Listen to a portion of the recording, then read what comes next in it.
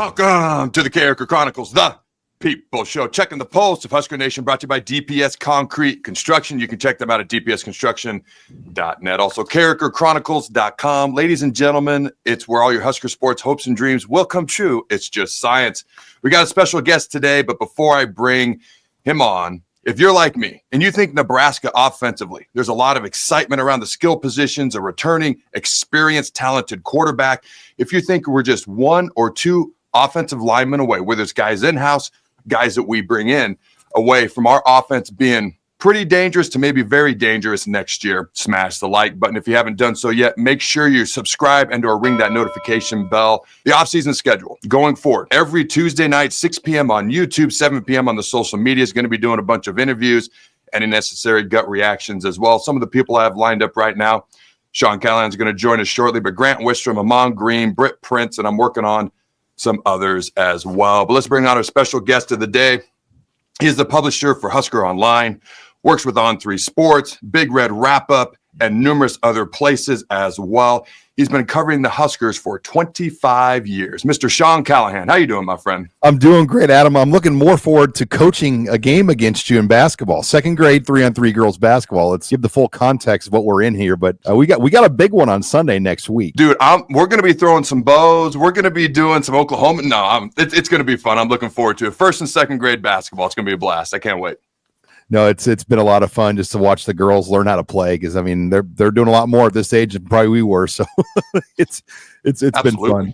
Oh, they're way ahead of where I was in first and second grade. It's not even a question. But when we start to talk about the Huskers, and I told you all the questions I've got here, it wasn't hard to come up with these. It's like, what do people want to know? What do I want to know? It's not stuff I would ask everybody, but you've been doing this a long time, and you're good with the microphone in front of your face. So right out the gate, do you believe Matt Rhule is the guy that can get us to 8, 9, 10 wins and competing at the type of level the Husker fans have been wanting for a long time, which in my mind, in a few years, if not sooner, is in that CFP conversation more often than not? Well, I think they were pretty close to it this year, to be honest, Adam. I mean, you look at the Illinois loss, Nebraska hits one throw or does one more thing, they win that game against a very good Illinois team, as we learn later in the year. You go to the UCLA game, probably should have been a game that they won in Lincoln. The USC game easily could have been a win, and obviously the Iowa game. And look, Ohio State, they played the national champions physically as well as anybody all season did, as far as their third down stoppages, their ability against short yardage run. So there was a lot there. I mean, Indiana was really the only team that just thumped Nebraska. Every other loss was right there. And I know it's kind of been the same old story, but there was a lot of progress we saw with this team. And I thought the way the bowl game ended to get to 7 wins, they're close. And Matt Rhule's formula has always been a year 3. And I like the additions they've brought into this team. I like the schedule for next year, how it sets up. But again, it's the Big Ten, and there's 3 or 4 teams that are playoff caliber already that we know about, and it's not going to be easy, as we know, playing in this conference. It's interesting with the schedule, because you looked at the first 7 games, and all of a sudden Illinois and Indiana last year were much better than we anticipated. Wisconsin, Iowa, even though we didn't beat Iowa, maybe not as much by the time we got to playing those 2 teams. But it actually feeds perfectly into my next question. Rhule has said multiple times we're on track with what he's done at Temple and Baylor, and we will take his typical year 3 jump. So my question to you is, what does a year 3 jump mean to you? And I want to know wins and losses. That's where I'm at this point. And do you think we'll actually take that typical Matt Rhule year 3 jump? Well, yeah, in the regular season, if they could get to an 8-4, I mean, I think that would be a nice jump from 6-6. But I would also just say the crispness of the offense. What does this defense look like under John Butler? But Dana Holgorsen, with a full year with Dylan Raiola, with all the new receivers they've added, with the receivers they return, and some of these offensive line pieces they're bringing in, this offense, I think, has a chance to take a massive jump this year in a lot of areas. Even though they lost a couple key players, I still like what they're bringing in. The defense with John Butler, I mean, you can't replace Nash and Ty. I mean, it's like Nebraska in 07, Adam, when they had to replace you and Jay Moore and Stuart Bradley. That was not easy to do when you guys all went to the Senior Bowl in the NFL. 07 was a huge adjustment for Cosgrove and Callahan, and that was a talented team, but they ran into some very good offenses in the Big 12 that year without 3 high-level NFL players. Well, Nebraska's defense is going to be trying to replace that again. Nash Hutmacher and Ty Robinson and Tommy Hill, and you go down the line. I mean, some guys that are going to probably get drafted. So what will this defense look like, particularly without Nash and Ty and even Jamari Butler, who could end up being an NFL guy too after his 1 year at LSU? You are feeding perfectly into my thoughts, which leads perfectly into my next questions. And I'm going to go to Dylan before I get to Dana Holgorsen and the offense as a whole. But what do you think realistic expectations for Dylan Raiola are in year 2? Because last year I said all I want was like a 60% completion percentage from the true freshman, which would have been a huge jump from 51% the year before combined for that quarterback room. He finished 67.1% completion percentage. I wanted a 2-to-1 touchdown ratio. Didn't quite get that. 13 TDs to 11 interceptions, and just effectively move the chains. Like, that's all I was looking for last year. Year 2 is different.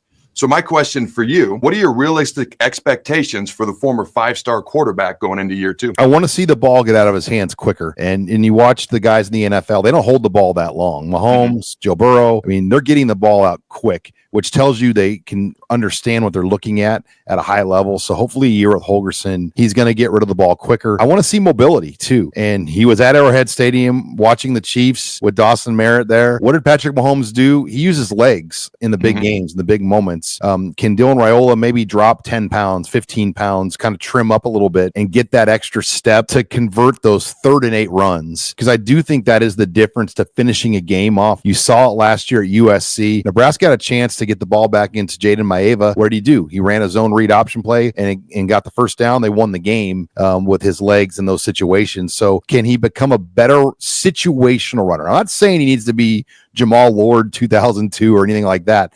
I'm saying, can he be a guy, the 5 times a game you need those situational runs? Can he give you those and slide and properly make those situations go? I'm not worried about the arm talent. He's got as good of an arm as we've seen in this program, but it's the little intangibles that will really bring his game over the top. You watch the Chiefs. It's no secret what Andy Reid wants to do with Mahomes on 3rd and 4th and short with the game on the line. It's going to be a play action bootleg to the right. He's either got a little dunk to the flat or he's going to take off and run, but they do it so fast. He's so decisive, and he will take off and go and get there, or he'll make that little pass normally to Kelsey. And that's something Dylan Raiola can be great at potentially. And I'm with you. Losing about 10 to 15 pounds would make him look even more like Patrick Mahomes physically, in my opinion, but that could help him as well. When you think about Dana Holgorsen, I've said I think he's a top 3 OC in the country.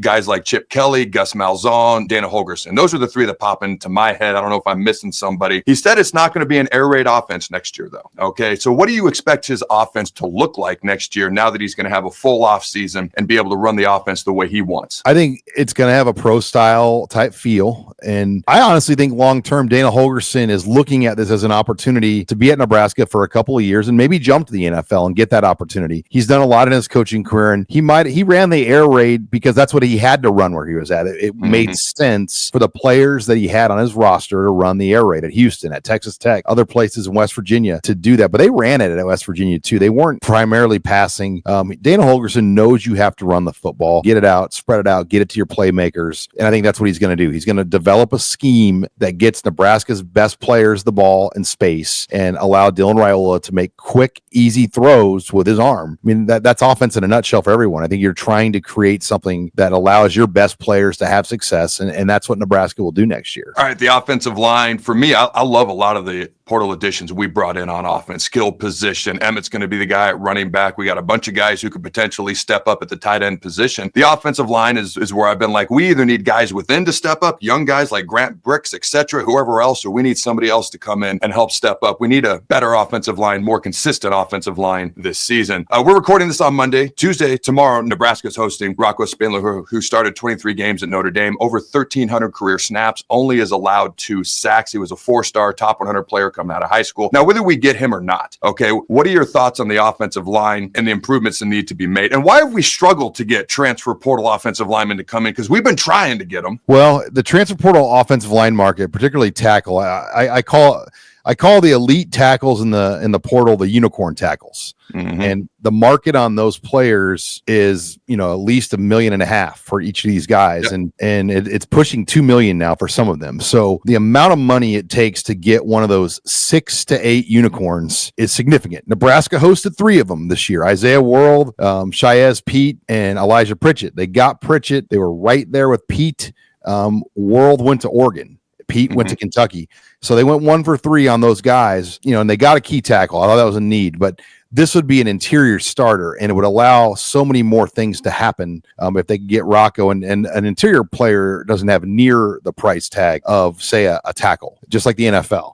There's still going to be a significant premium you'd pay to get a guy like Spindler, but it would really answer a lot of the questions on this offensive line, because then you could have Justin Evans and Henry Latoski kind of be the other guards with him at center, Elijah Pritchett your left tackle, and then made the best man win at right tackle with Gunnar Gatula, Teddy Prohaska, Turner Corcoran, and maybe even Turner Corcoran could slide inside and play a guard. If there's a struggle or an injury there, Corcoran, I think, has a better chance, in my opinion, of being interior at the next level than he probably would as a tackle. So maybe Turner Corcoran is bound to play inside. So I think this, though, would give you all those options and give Nebraska's line another quality starter to help replace Ben Scott than to help replace Bryce Benhart. I mean, that's what we're looking at here. Nebraska lost 2 long-term veteran starters right there that have played a lot of football, and this would be really, really nice replacements for both of those guys. All right, I want to give a shout out to our sponsors, DPS Concrete Construction. They're your local concrete experts. Ladies and gentlemen, if you're looking to have concrete work done, retaining wall work done, Jason Armstrong does a phenomenal job. His crew does a great job. Go to dpsconstruction.net. If this is the type of work you do, he's a great boss. He's a good dude. dpsconstruction.net. He does have other businesses we will be promoting on the show in the near future as well. Also, Allen Capital Group. They have next level solutions for next level needs. They have offices in Ogallala, Grand Island, and Omaha. They've been doing my family's finances for over a decade. It really puts your mind at ease when you know your family's finances are in the hands of people that are intelligent and have integrity and want to do the best for you. Allen Capital Group, check them out at allencapgroup.com. That's ALLENCAP group.com.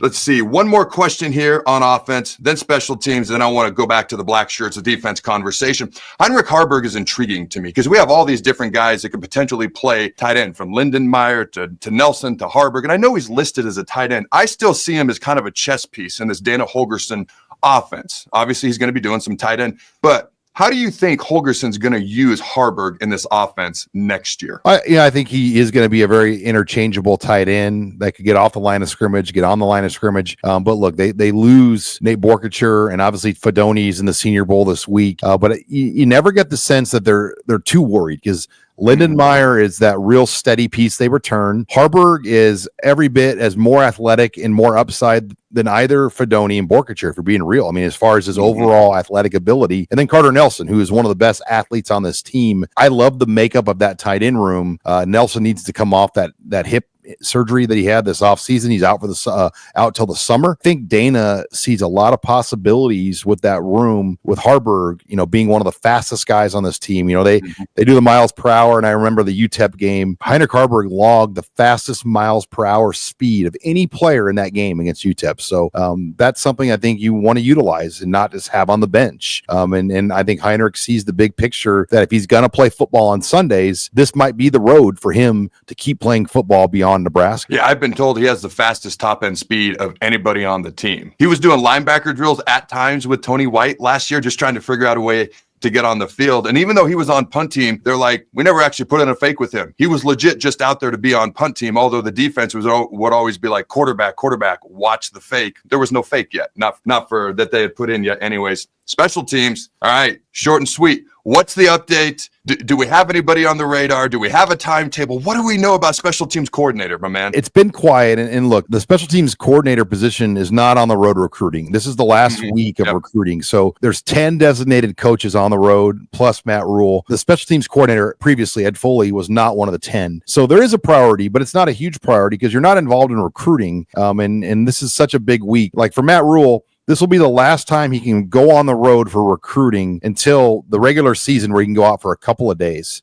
Matt Rhule can't go out in the spring. So I think his full focus right now is on this recruiting stretch. I know they've talked to a couple names, Mike Eckler obviously being a name that I think we know has been talked to an extent. I don't know if he's going to, I don't expect it to be Eckler, at least right now, but Matt Rhule's been pretty quiet with this. I think he's been very diligent. I know of another guy with some NFL ties and college ties both that's been interviewed, or at least talked to Rhule. So we'll see where this all goes and what Matt Rhule wants, because it is a different position.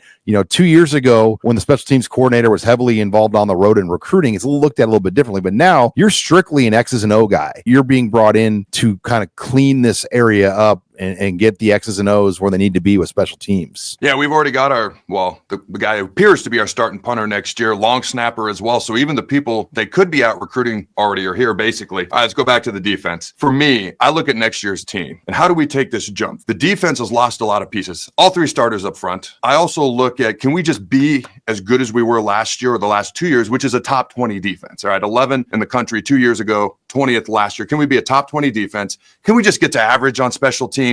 And then can the offense take the next step? We've already discussed offense, special teams. So my question for you is, can the Blackshirts, all right, John Butler, and I know inside that building, they're excited to have him as the defensive coordinator. I think fans are kind of wait and see mode just a little bit, and I get that totally. But can we be a top 20 defense? Do you think we'll be a top 20 defense next year and just stay on par with what we've been the last couple of years while we kind of help those younger guys develop? That's really hard because every league is different with how they play defense and offense. And I think in the Big Ten, naturally, you see a lot of top defenses because of the style. It's more possession-driven league, less total plays. It resembles more the NFL, where you see a lot of 65-play games, where if you're in the Big 12, you're playing 85-play games, and if not more in some cases. When Scott Frost was here, he was trying to run 100 plays a game. So I think defensive stats are very hard to analyze. The things I look at are yards per play, third down defense, and obviously points per game. I mean, those are the 3 key metrics that you can look at that are pretty universal that transfer over to success. I'm a little worried just about the upfront defensive line. What will that look like? Do they have enough interior big bodies? Riley Van Poppel and Keona Davis and some of these guys are going to have to really step it up to a level we have not seen yet in their early careers. Love the second level. I think they've got great linebacker and edge players coming in, Williams Winery, and obviously Dasan McCullough. The secondary returns 4 starting level players plus 2 transfer players coming in, Andrew Marshall from Idaho and Jameer Khan from Southern Illinois. So they do have a good group returning, and we saw some young players in the bowl game play in that secondary, Donovan Jones, Caleb Benning, among others. But the D-line is the key. Do they have enough to hang in there? I'm not saying they need to be Ty Robinson, Nash Hutmacher, because they're not going to be. But can they hold up enough at the level that's needed in this league?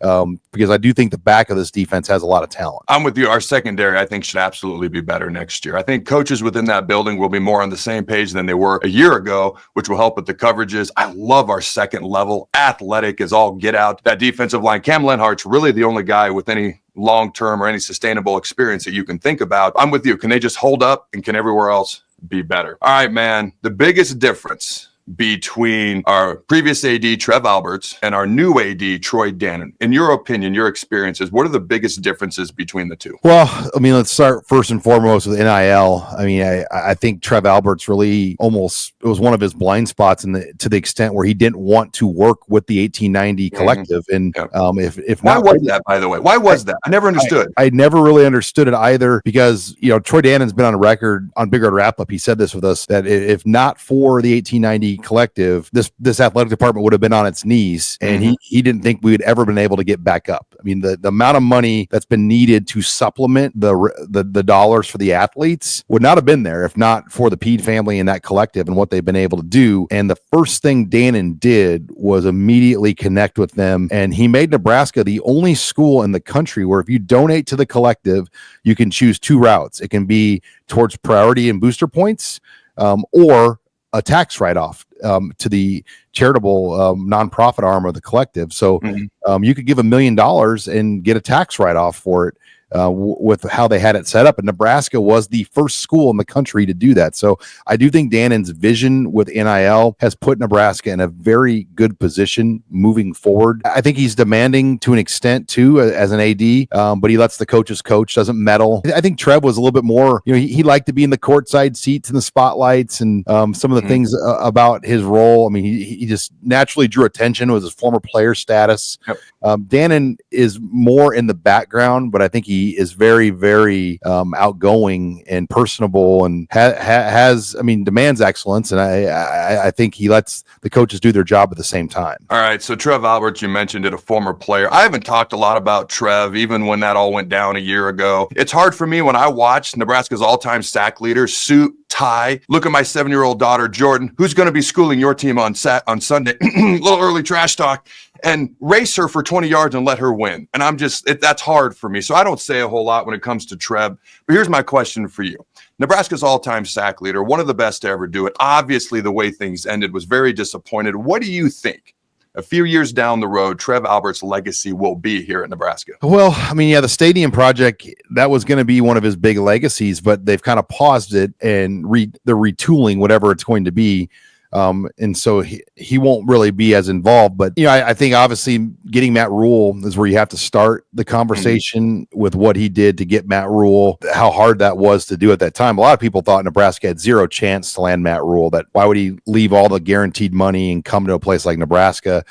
He had other offers too. So, I think Trev's always been very persistent. The volleyball day in Nebraska too. Look, anytime you can say, yeah, we have a world record for the most attended women's sporting event ever, that's pretty impressive. So I do think he's always been a visionary guy. Look what he did at UNO. He got that hockey arena built, played a big part in kind of getting them to Division I level. Now their basketball team could make the NCAA tournament. Their hockey teams made multiple NCAA tournaments. So, I think he's always kind of believed and dreamed big, and he kind of bet on himself to make the next move in his career in that same realm, to go to Texas A&M, to go to the SEC, do something different. And I think it caught us all by surprise when he left, because he had what appeared to be the contract of all contracts. It was an 8-year fully guaranteed AD deal where it would pretty much take like an act of God not to get paid out that contract, and he still chose to leave to go to A&M, which was, I think, hard for a lot of people to fathom, because Nebraska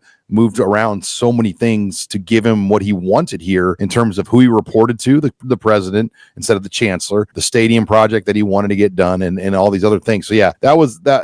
I think we'll learn more and more over the years, but I do think Troy Dannen, at least for right now, is the right guy, because he understands the landscape of what needs to be done here. I would genuinely agree with that. I'm excited to see what Troy's going to do, obviously what Rhule's going to do as well. All right, last question for you, my man. What is something about Sean Callahan, covering this sport for 25 years, grew up in the state of Nebraska, what is something about Sean Callahan that people don't know, or do you have a story that people don't know behind the scenes you'd be comfortable sharing with people? Obviously, I grew up playing sports. I was football, basketball, track athlete in high school, but little facts about myself. I played the violin for about 10 years as a kid, because my mom really pushed that stuff. I'm also a second-degree black belt in Taekwondo. All right. I take back the trash talk. I take it back.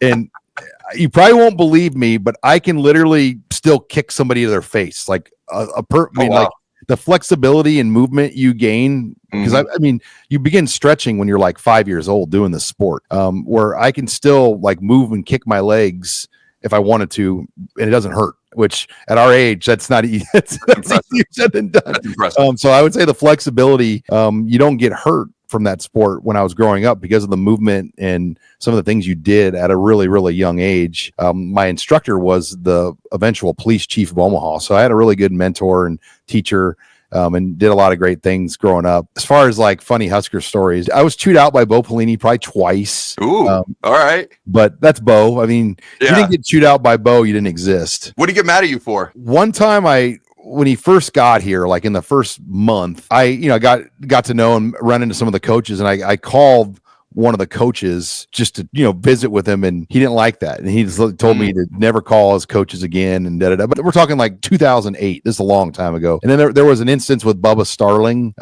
where Peter Gammons reported that Bubba Starling wasn't going to come to Nebraska, was going to go pro because he was going to take the money from the Royals, and Bo Pelini wasn't happy about that. And so I reported that, and then I interviewed Peter Gammons about that, and he got really mad that I called Peter Gammons to get comments from Peter Gammons, and actually banned me from practice for a week. Oh, wow. Okay. But it was like his way to kind of like show power. Yeah. And then a week later, all was fine. I was back around. And then at the Big Red Breakfast, we used to do these breakfasts in Omaha every Friday with KFAB, and came up and just talked to me like nothing happened, and even gave me some scoop. He told me like yeah, we're going to offer this certain player today, in-state player. So I mean, that was Bo. I don't ever think it was personal with Bo.